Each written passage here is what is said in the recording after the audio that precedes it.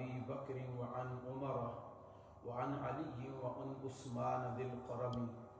يا رب بالمصطفى بلغ مقاصدنا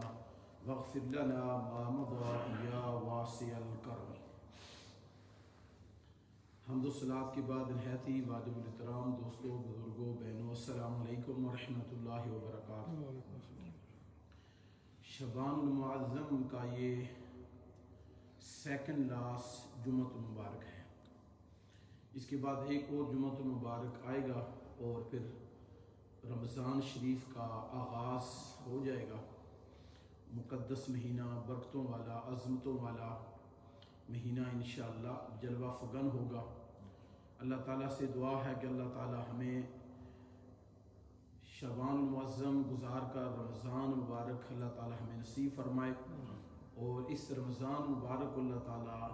ہمارے گناہوں کا کفارہ بنائے۔ رمضان مبارک یہ جو عظمتوں والا مہینہ ہے، جب یہ مہینہ تشریف لاتا تو اس سے پہلے حضور سرور کائنات صلی اللہ علیہ وسلم صحابہ کرام کو تیار فرماتے، خطبہ دیتے، یعنی کہ رمضان شریف کی تیاری حضور سرور کائنات صلی اللہ علیہ وسلم خود بھی کرتے اور صحابہ کرام کو بھی حکم دیتے۔ اور اس بات سے بھی اندازہ لگائیں کہ صحیح حدیث شریف میں حضور سرور کائنات صلی اللہ علیہ وسلم نے رمضان جو شعبان ہے اس کی 15ویں کے بعد روزے رکھنے سے منع فرمایا ہے۔ 15ویں شعبان کے بعد روزے رکھنے سے، نفلی روزے رکھنے سے منع فرمایا ہے۔ اس کی شرح میں ہمارے محدثین نے یہ لکھا ہے کہ یہ عام شخص کے لیے ہے۔ ایک ہوتا ہے روٹین وائز ساتھی ہمارے روزے رکھتے ہیں، پیر والا دن روزہ رکھتے ہیں، جمعرات، اگر کسی کی عادت ہے، کسی کے معمول میں ہے کہ وہ ہر پیر کو جو روزہ رکھتا ہے، ہر جمعرات کو وہ رکھے، کیونکہ اس کی روٹین ایک تواتر کے ساتھ چلی آ رہی ہے، وہ رکھے۔ لیکن ایک عام شخص کے لیے حکم یہ ہے کہ اب وہ روزے نہ رکھے، کیونکہ وہ شعبان المعظم میں اگر کمزور ہو گیا تو شاید اسے وہ لذت رمضان شریف میں محسوس نہ ہو۔ اس وجہ سے رمضان شریف کو اپنے لیے تیار کرنا ہے۔ اس کی بہت ساری جو ہے وہ طریقے ہیں جو حضور صلی اللہ کائنات صلی اللہ علیہ وسلم نے ارشاد فرمایا۔ تو روزہ جو ہے رمضان، یہ رمضاء سے ماخوذ ہے، رمضاء یہ اسم ہے، اور اس کا معنی گرمی کی شدت، یعنی گرمی کی جو شدت ہے، جب رمضان کا نام رکھا گیا تو اس وقت گرمی کی شدت تھی،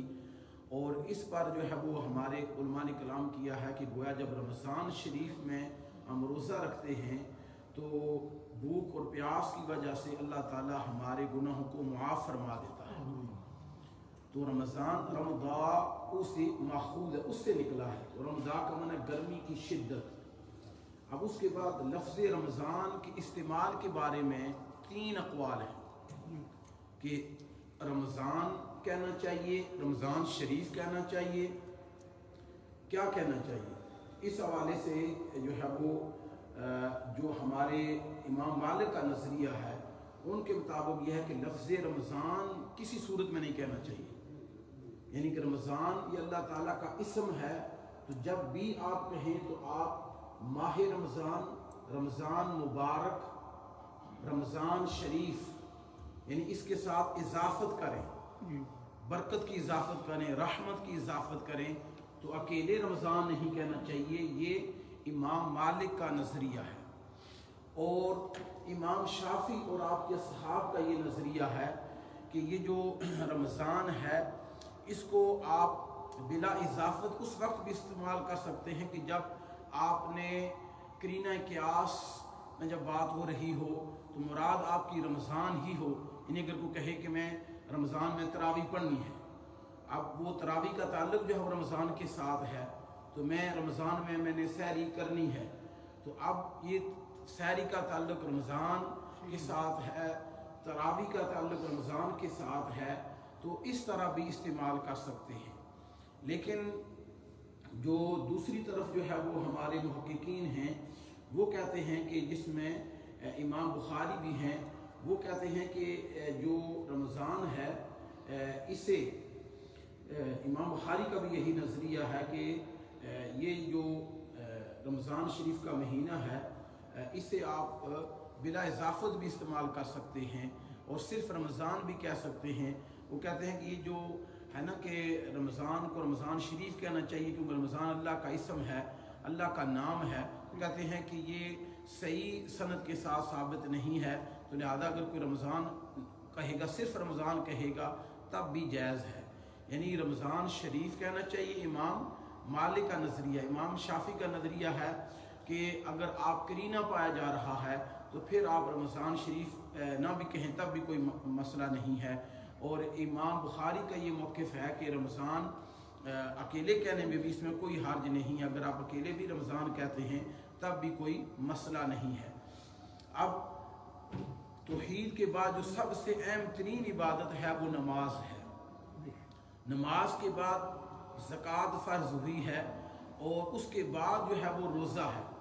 اب روزے کے بارے میں ہمارے اکابرین نے لکھا ہے کہ روزہ یہ روح کی معراج ہے،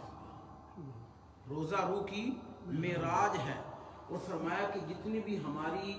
بشری کثافت ہوتی ہے جس سے ہمارا روح جو ہے وہ گرد و غبار یعنی گناہوں کی غلاظت کی وجہ سے اس کے اوپر ایک جلی بن جاتی ہے، تو رمضان شریف آ کر روزہ آ کر اس کثافت کو دور کرتا ہے اور بندے اور رب کے درمیان جو حجاب ہوتا ہے اسے دور فرما دیتا ہے، یعنی یہ روزہ وہ عبادت ہے۔ پھر فرمایا کہ روزہ جو ہے کیونکہ اس کے اندر ایک ایسی عبادت ہے جس کا تعلق انسان کے ساتھ ہے اور اس کے رب کے ساتھ ہے، اور روزہ جو ہے یہ شہوت کو ترک کرتا ہے۔ اسی وجہ سے حضور سرور کائنات صلی اللہ علیہ وسلم نے صحابہ کرام کو فرمایا کہ جو تم میں سے شادی کی استطاعت نہ رکھتا ہو وہ روزہ رکھ کر اپنی